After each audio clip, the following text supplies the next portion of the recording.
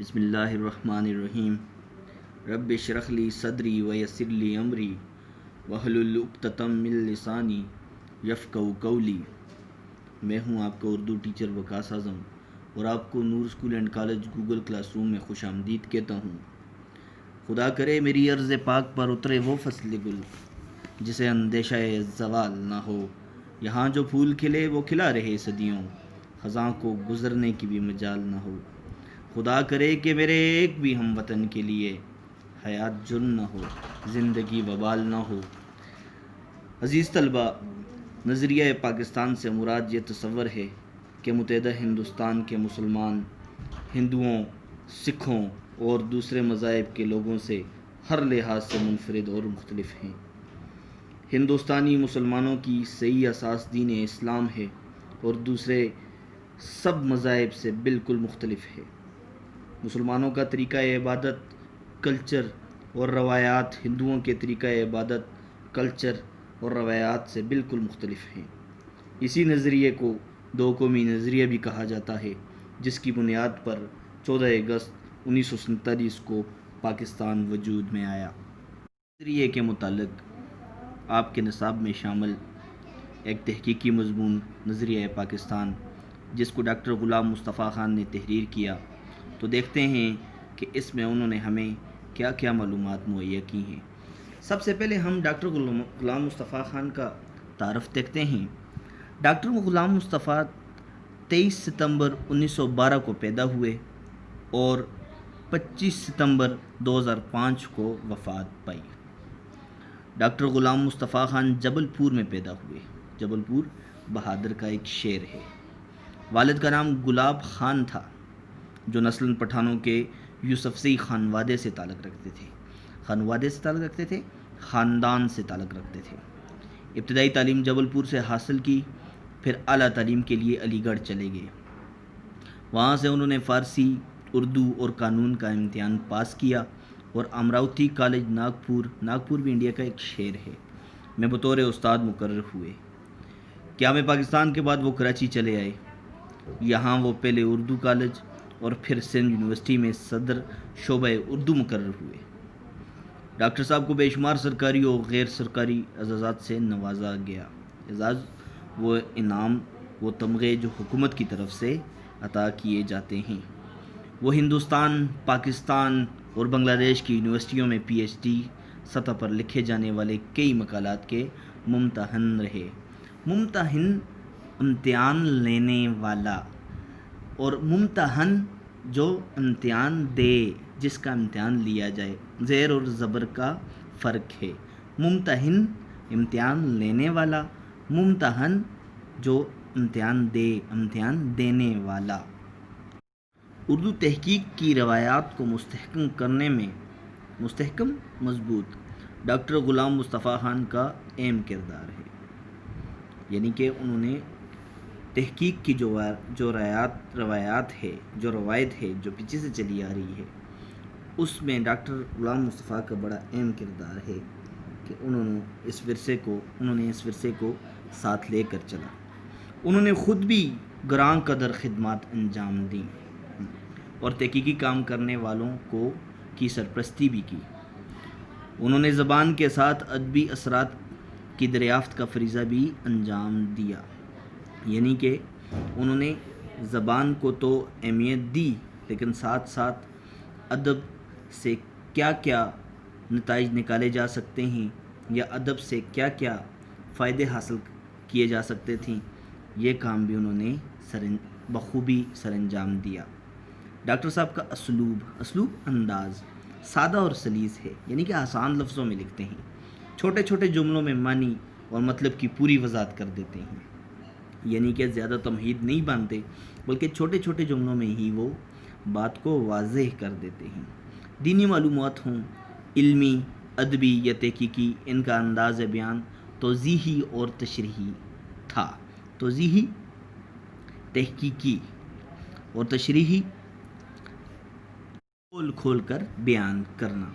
وہ دقیق، مشکل اور باریک خیالات کو بڑی آسانی اور روانی سے قلم بند کرتے تھے۔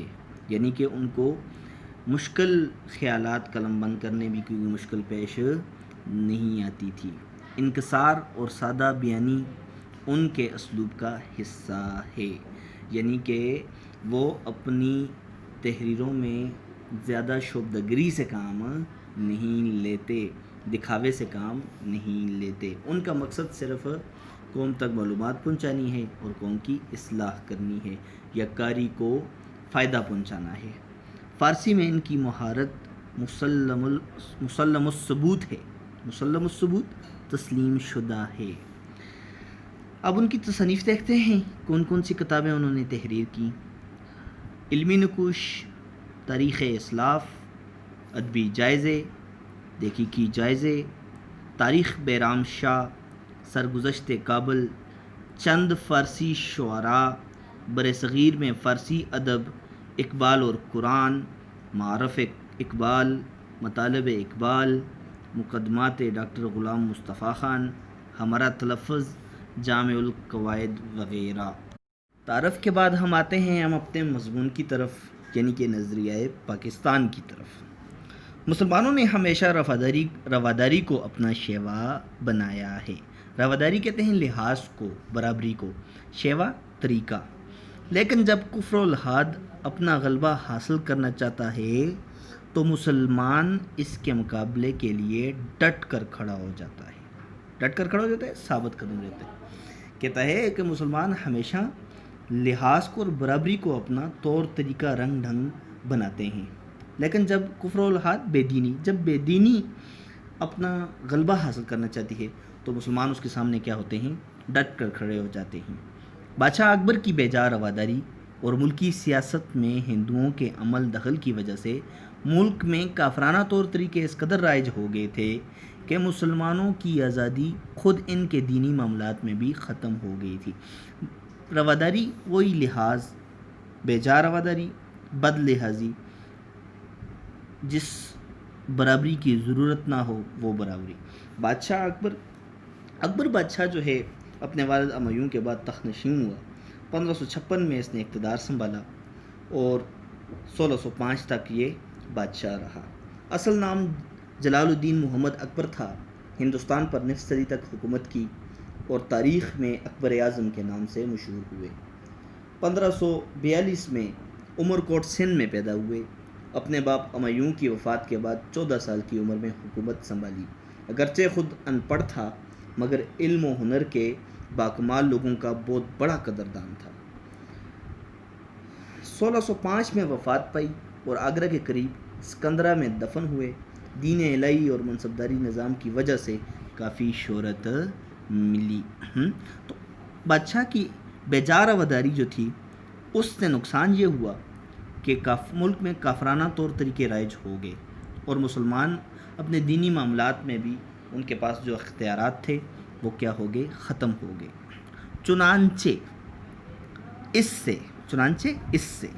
چنانچہ اکبر کے آخری دور میں اسلام کی سربلندی کے لیے حضرت مجدد الف ثانی کھڑے ہوئے۔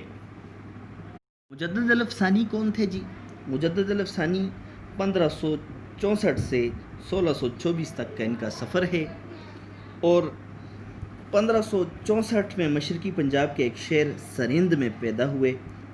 اس لحاظ سے شیخ احمد سرہندی کہلائے۔ ان کا پورا نام جو تھا وہ شیخ احمد سرہندی تھا۔ آپ نے دینی علوم کا گہرا مطالعہ کیا تھا۔ اکبر کے دین الہی کے خلاف آپ نے جہاد بالقلم کیا، یعنی کہ قلم سے جہاد کیا اور اس الحادی بے دینی روش، بے دینی طور طریقے کی روک تھام کی۔ آپ نے اکبر اور جہانگیر کے عہد میں زمانے میں دین کی خاطر قید و بند کی بڑی سختیاں جھیلیں مگر باطل قوتوں کے سامنے کبھی سر نہیں جھکایا۔ آپ نے 1624 میں انتقال کیا۔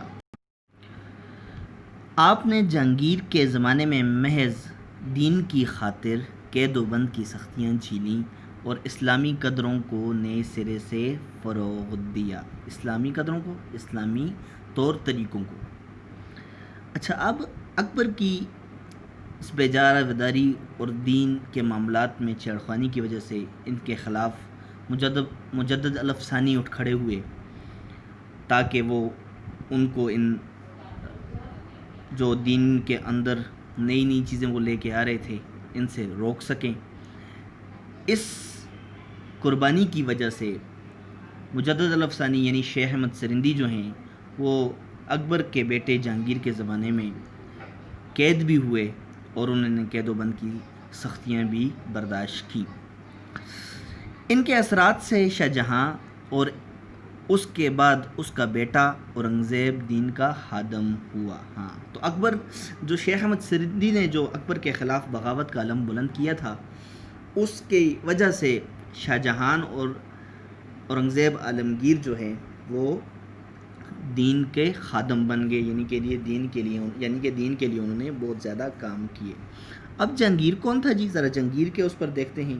جہانگیر جو ہے وہ 1605 میں اس نے اقتدار سنبھالا اور 1627 تک وہ بادشاہ رہا. جہانگیر کا اصل نام نور الدین محمد جہانگیر تھا. جلال الدین محمد اکبر کے بیٹے اور چوتھے مغل بادشاہ تھے. آپ نے 1605 سے لے کر 1627 تک بادشاہت کی. آپ شاہ جہاں کے والد اور اورنگزیب کے دادا تھے. شاہ جہان کون تھا؟ اس کے بعد آپ دیکھیں کہ شاہ جہان، آپ نے دیکھا کہ شاہ جہان جو ہے اس نے پھر اپنے مذہب کی بڑی خدمت کی اور دین کا خادم بنا. شاہ جہان جو ہے وہ 1628 سے لے کر 1649 تک بادشاہ رہا. شہزادہ خرم محمد شہاب الدین اصل نام تھا.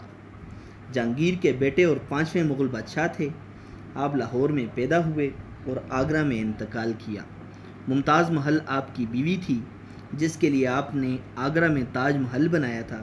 آپ کو مغل دور حکومت کا انجینئر بادشاہ کہا جاتا ہے کیونکہ ان کو بڑی بڑی عمارات بنانے کا شوق تھا، اس لیے آپ کو مغل دور حکومت کا انجینئر کہا جاتا ہے. اورنگزیب جو شاہ جہان کا بیٹا تھا 1549 سے 1707 تک اس نے حکومت کی. اورنگزیب کا اصل نام محی الدین محمد عالمگیر تھا. آپ بڑے عالم دین اور بڑے مشہور خطاط تھے. لاہور کی بادشاہی مسجد آپ ہی نے تعمیر کرائی تھی. فتاوی عالمگیری کے نام سے ایک کتاب بھی مرتب کرائی. آپ نے پورے عزم اور خلوص کے ساتھ ملک میں نظام مصطفیٰ رائج کیا، لیکن آپ کے جانشین نااہل ثابت ہوئے، اس لیے آپ کے بعد مغل سلطنت کا زوال شروع ہوا. لیکن اورنگزیب کے بعد ہی اس کے بیٹوں کے باہمی نفاق پھوٹ، بد اتفاقی، نا اتفاقی اور کمزوری کی وجہ سے مغلیہ سلطنت کا زوال شروع ہو گیا. مراٹھوں اور ہندوؤں کے کئی گروہوں نے سر اٹھایا. مراٹھا کو مراٹھا بھی کہتے ہیں ہندو، اور وہ ہندوؤں کی ایک قوم ہے. انہوں نے بغاوت کی تھی جس کو اورنگزیب عالمگیر نے کچل دیا تھا. لیکن اورنگزیب عالمگیر کے بعد وہ اپنے پاؤں کافی مضبوط کر چکے تھے. پھر احمد شاہ ابدالی جو کہ افغانستان کا بادشاہ تھا اس نے مراٹھوں کو شکست سے دوچار کر دیا تھا. مراٹھوں اور ہندوؤں کے کئی گروہوں نے سر اٹھایا. انگریزوں نے اپنے قدم جمائے اور ملک میں انتشار پھیل گیا، افراتفری پھیل گئی. لیکن ایسے گئے گزرے حالات میں بھی قوم کو فروغ دینے اور اسلام کو سربلند کرنے کے لیے کوششیں جاری رہیں. حالات بڑے خراب ہو گئے تھے کیونکہ اورنگزیب عالمگیر کی اولاد جو تھی وہ نااہل تھی. اس وجہ سے ملک کے اندر یا ریاست کے اندر بغاوت کے علم بلند ہونا شروع ہو گئے تھے.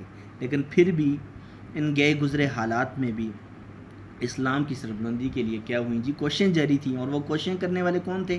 دیکھیں، چنانچہ میسور کے سلطان حیدر علی، میسور بنگال کی ریاست کا نام تھا، ان کے سلطان جو تھے حیدر علی، اور اس کے بیٹے سلطان ٹیپو نے نہ صرف ہندوؤں اور انگریزوں کا مقابلہ کیا بلکہ افغانستان، ترکی اور فرانس کو بھی اپنے ساتھ شامل کرنے کی کوشش کی لیکن ملک کے دوسرے سرداروں نے ساتھ نہیں دیا اور انہیں کامیابی حاصل نہ ہو سکی. ٹیپو سلطان جو ہے آپ کا اصل نام جو تھا وہ فتح علی تھا۔ ایک فقیر ٹیپو مستان شاہ سے منسوب ہو کر ٹیپو سلطان بن گئے۔ آپ اعلیٰ فوجی اور انتظامی صلاحیتوں کے مالک تھے، عالم اور عالم دوست تھے۔ ان کا بڑا کتب خانہ بھی تھا جس کی کتابیں اب انڈیا ریکارڈ آفس میں موجود ہیں۔ آپ نے سرنگا پٹنم کے مقام پر انگریزوں سے ایک تاریخی جنگ لڑی جس میں اپنے وزیر میر جعفر کی غداری کی وجہ سے آپ کو شکست ہوئی، اور 4 مئی 1799 کو آپ بہادری سے لڑتے ہوئے شہید ہو گئے۔ تو آپ دیکھیں کہ ہندوستان میں مغلیہ سلطنت کے بانی ظہیر الدین بابر کے پوتے اور ہمایوں کے بیٹے، جو تاریخ میں مغل اعظم اور اکبر اعظم کے نام سے یاد کیے جاتے ہیں، اپنے باپ کی وفات یعنی 1556 میں صرف 14 سال کی عمر میں تخت نشین ہوئے اور اپنی وفات 1605 تک ہندوستان کے حکمران رہے۔ اکبر نے اپنے دور میں تمام مذاہب سے تعلق رکھنے والوں، خاص طور پر ہندوؤں کی ہمدردیاں حاصل کرنے کے لیے بے جا رواداری کا مظاہرہ کیا۔ ان کو حکومتی معاملات اور ملکی سیاست میں عمل دخل کا موقع فراہم کیا۔ ان کو مزید خوش کرنے کے لیے دین الہی کے نام سے نئے ضابطے بھی جاری کیے۔ یہی نہیں بلکہ اکبر نے ہندو مہاراجاؤں کی بیٹیوں سے شادیاں بھی کی۔ اکبر نے مسلمان ہونے کے باوجود اسلام کے بارے میں ایک طرح سے بہت مدافعانہ، معذرت خواہانہ اور کمزور کردار کا مظاہرہ کیا ہے۔ اور نقصانات کیا ہوئے کہ اکبر کی اس بے جا اور غیر ضروری رواداری سے اسلام اور مسلمانوں کو کافی نقصان پہنچا۔ ایک تو ملک میں کافرانہ طور طریقے رائج ہو گئے، دوسرا مسلمانوں کی آزادی خود ان کے دینی معاملات میں بھی ختم ہو گئی۔